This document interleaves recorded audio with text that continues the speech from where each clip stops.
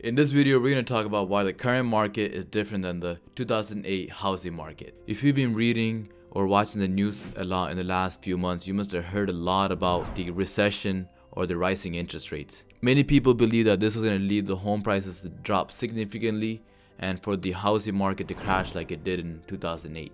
Except that hasn't really been the case here in Orange County or LA County. Why is that? As many of you know, one of the main reasons the housing market crashed in 2008 was because of subprime lending. This means that people that shouldn't have got loans were getting approved for mortgages. I hear a lot of stories about people that didn't even have a job getting mortgages back then. One of the laws that was passed because of this was the Dodd-Frank Act, which tightened up the lending practices. The effect of that can be seen here. People that are getting approved for mortgage with low credit scores are much lower now than it was years leading up to 2008. You can see the volume of loans given to those with low credit scores being much higher pre-2008, but that number has stayed low since then. By the way, if you find this useful, hit that like button so more people could find this information. Another issue is that people were getting adjustable rate mortgages with teaser rates. This meant that the rates were lower in the first few months or the first couple of years, but then the rates would jump up significantly. When the rates increased, the borrowers could no longer make the payment, so they either had to default on their home